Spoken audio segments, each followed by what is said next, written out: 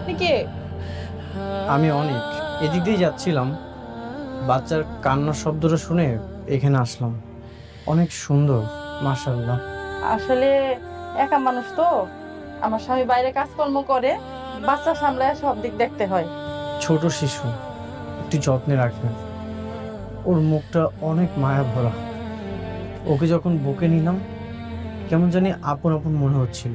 কি যে বলেন ভাই, এর আগে আমার 2টা বাচ্চা মরা হয়েছে, তারপর আমি ওরে পাইছি।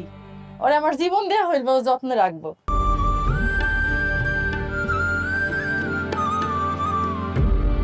আমার কাছে তো তেমন টাকা নেই, আপনি টাকাগুলো রাখুন, যদি কিছু প্রয়োজন হয় কিনে দিবেন।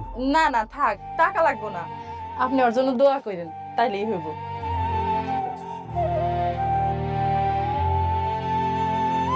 বাবা কান্দেন না বাবা, ও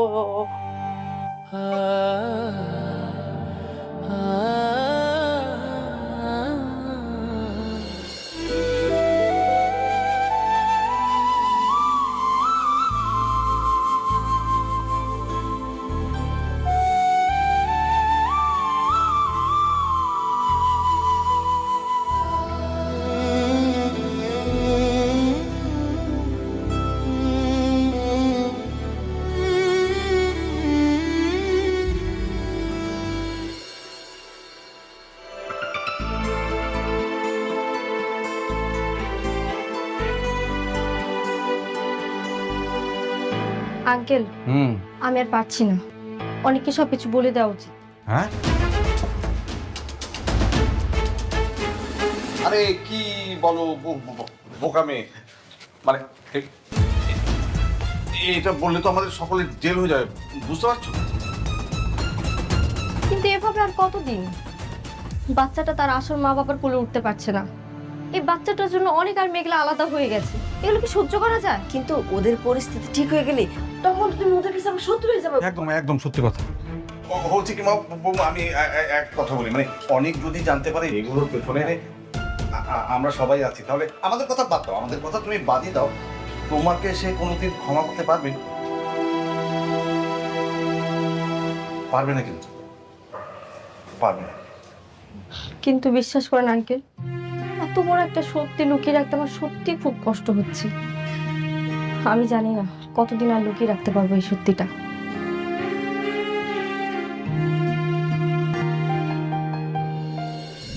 ও সরি, অনুমতি ছাড়াই চলে আসলাম। আমার অবশ্য অনুমতি নিতে কখনোই ভালো লাগেনি, আই হেট পারমিশন। বসলাম, হ্যাঁ, ইফ ইউ ডোন্ট মাইন্ড।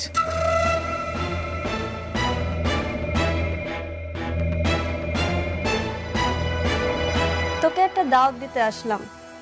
আমার বিয়ে ঠিক হয়েছে, আগামী শুক্রবার রাতুলের সাথে আমার বিয়ে। আগে তো তুই ফকির নিচ্ছিলি, তাই বড় জোর জন্মদিনে দাওয়াত দিতাম। এখন যেহেতু আমাদের লেভেলে আসছিস, তাই দাওয়াতটা দিতে আসলাম। বাহ, খুব ভালো কথা। যেমন কুৎসিত তোর মনটা, ঠিক তেমন কুৎসিত মনের জীবন সঙ্গী বাচ্চা নিছিস। খুশি হয়েছি। তোমার অনিকের থেকে কিন্তু আমি বেশ ভালো আছি। আচ্ছা, তাই না? একবার শান্তা, একবার নকল শালিমা, আর একবার সম্পত্তির জন্য আমারে, এখন আবার আমারই বান্ধবী টাকার জন্য নীলারে বিয়ে করা। ভালো তো, ভালো না? দেখ মেঘলা, বাজে অপবাদ দিবি না। ওর টাকা পয়সা দেখে যদি মেয়েরা পছন্দ করে ওকে, তাতে ওর দোষ কি? না না, দোষের কি আছে? আমি তো একবারও কই নাই দোষের কিছু আছে। তোরা দুইজনে এখন বিয়ে করতেছস, আমারে কইছস, আমি তো অনেক খুশি হয়েছি। সত্যি আমি অনেক খুশি। এই নে বিয়ের কার্ড, সময় মতন চলে আসিস। না, তা তো অবশ্যই, তোকে বিয়া বইলা কথা, আমারও তো আসতেই হবে। বাবু মিয়া,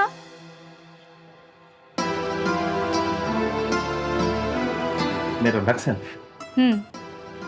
আগামী শুক্রবার আপনি ফ্রি আছেন না? জি ম্যাডাম, শুক্রবার তো আমার ছুটি, আমি অবশ্যই সেদিন ফ্রি আছি।